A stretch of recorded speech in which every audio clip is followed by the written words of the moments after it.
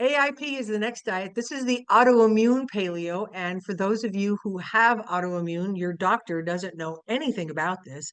And all he knows how to do is to give you drugs. And so the idea is that this diet eliminates your common allergens, foods that damage the gut lining, feel bad microbiome contributing to dysbiosis, and SIBO, which is small intestinal bacteria overgrowth.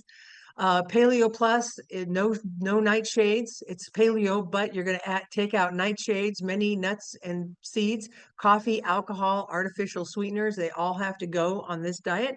And again, it's also called the elimination diet because you can remove one thing at a time. This is all based on people who have autoimmune conditions. This is where you want to be. According to Dr. Hyman of the Cleveland Clinic, for him, he finds that every person who comes in with a chronic condition to him, the first thing he does in their first visit is he eliminates all forms of gluten, grains, and dairy, and then tells them to do that and come back in 30 days and tell them how they feel. And he says that 88% of his clientele reverses all of their autoimmune conditions just by those two things, just grains and dairy. So anyway, the do's: organic meats, fish, 8 to 12 cups of nutrient-dense vegetables every day.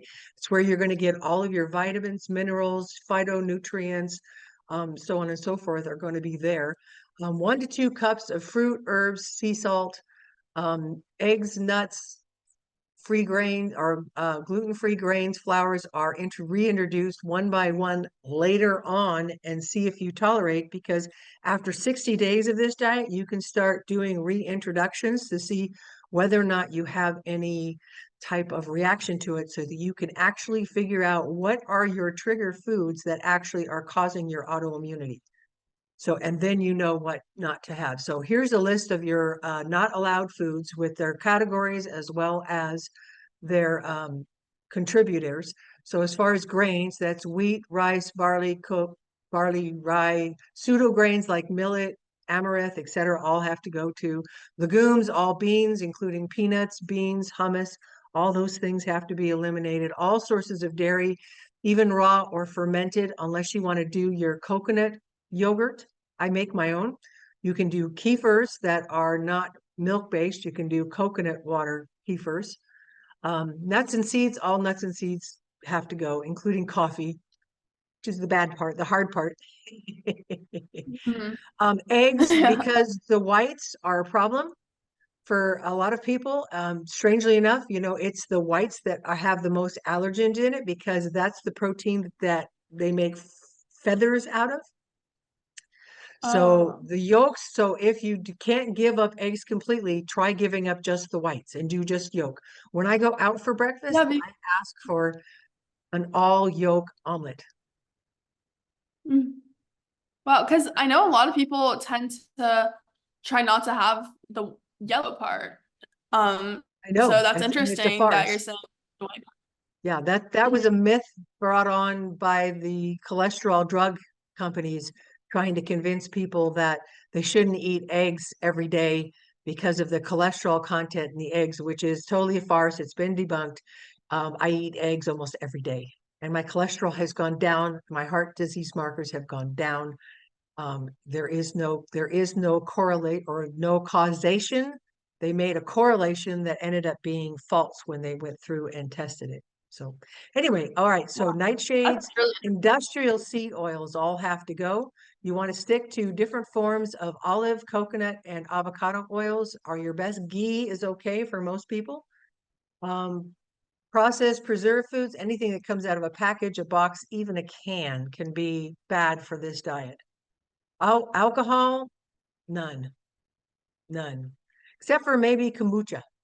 You can get a little bit of alcohol in kombucha, and that might be okay. Sugar, starches, certain fruits, and yeast. That's again a problem for a lot of people, is the yeast. So the breads are gone too. The beer is gone. Now the alcohol, even kombucha is made from yeast. So a lot of times you can't do that one. You can try eliminating and see how it goes. Temporary or permanent. This can be a lifelong lifestyle modification for chronic autoimmune conditions. temporary with the goal of being reintroducing and putting stuff back in. Some people can reintroduce a whole bunch of stuff, some people can't. Difficulties is there is actually phases involved. So you go in through different phases. That's why you need help with this from someone who knows what they're doing. So each phase lasts 3 to 6 months, where you're going through the strict phase one, then the different reintroduction phases after that, until you figure out what exactly is what you can have and what you can't based on what's going on with your body. Cost is common misconception. Coconut oil, most vegetables are inexpensive, can up calories without breaking the bank. Make sure you get enough calories, carbs, especially if already a healthy weight, so you don't lose. Too much alternative flours and maple syrup can recreate sweets, and breads can be a problem. If you eat them every day, all the time, they're not good. Keep for occasional, which is what breads used to be, and sugar used to be a condiment, not a daily staple. So that's interesting how we have gone to that. So anyway, the benefits, of course, is you're going to eliminate problematic foods and increase in vegetable supply to support the natural healing process, to correct deficiencies, imbalances, as providing building blocks your body needs to heal from the inside out. All right. Any questions? I don't think so, but wow, that's really interesting. So if someone sticks to this diet, like how long would this process tend to take for them to start seeing progress and be like, oh wow, I feel like my immunity is getting much better? Well, usually people start feeling better after about 30 days. And then they have the motivation to continue. But you do phase one of total elimination for usually 3 to 6 months to get the full effects of it. And then you start the reintroduction phases. So it's usually 3 to 6 months before you reverse everything, or at least remiss everything. I know that there's a Dr. Terry Wahls who specializes in this diet, and she actually came across it from doing her own. She was a regular doctor, researcher, and when she got MS, and she was so bad that she was in a chair and could not move and only had so much time to live, that she decided to dive into the research, and she decided to do everything to feed her brain and change the diet. And she reversed her MS completely and started riding her bike 10, 12 miles on trips and running around and playing with kids and the whole 9 yards. She got her whole life back at around age 50 something, 60 something. I don't recall how old she was when she started it, but she's a leading expert of the dietary part of this. And she does clinical trials using this dial for different types of autoimmunity to prove in the research that it works. So she did it MS and it worked for everybody in the study. And now she's doing it for others for rheumatoid arthritis and others. She's doing trials. So scientific actual study trials. So anyway, but all right, what do we got next?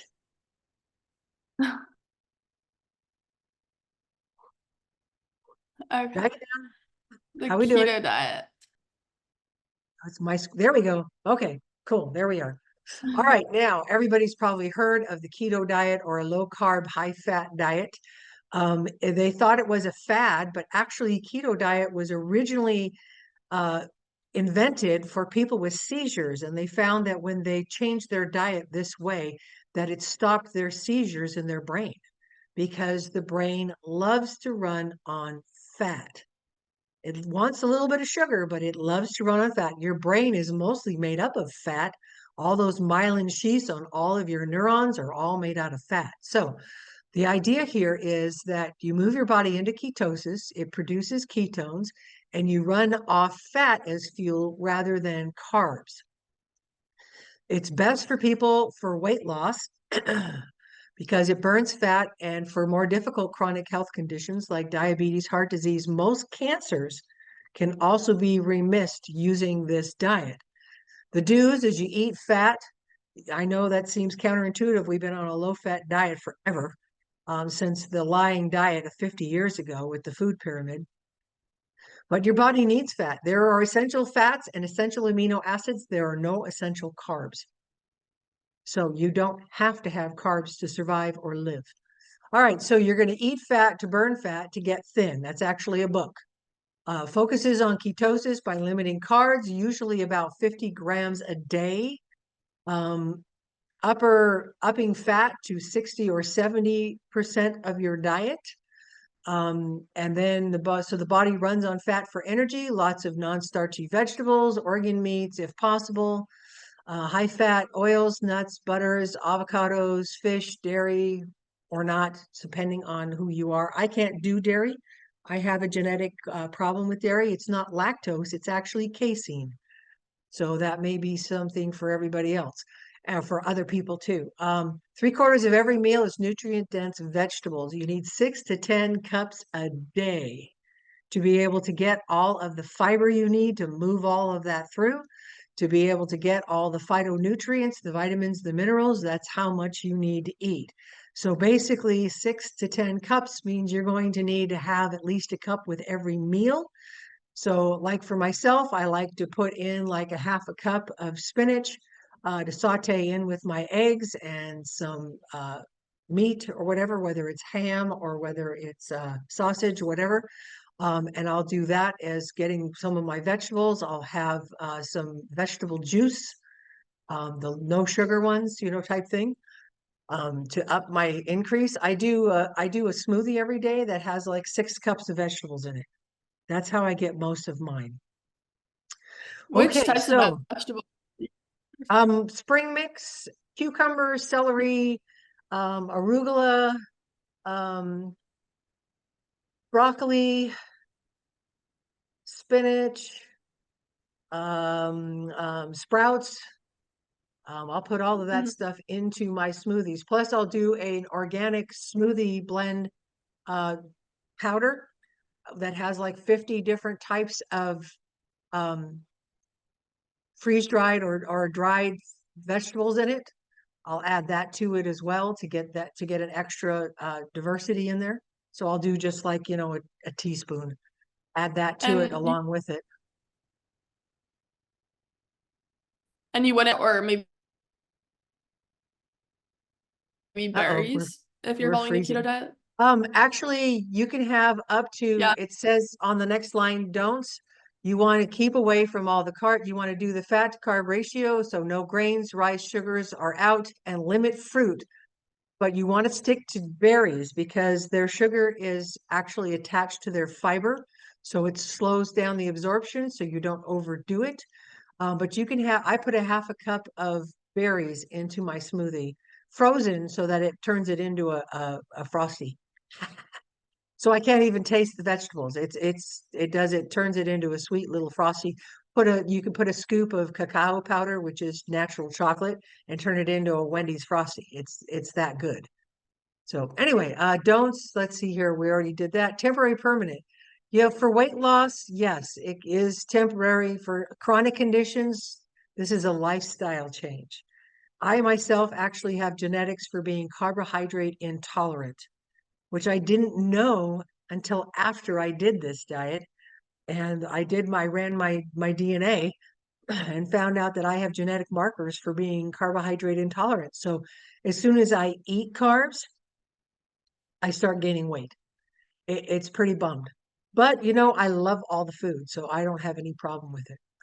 All right, so difficulties, simple but difficult. Transitioning into ketosis can make some people feel sick with like the keto food. Again, adding minerals to your water and electrolytes will help you get through it.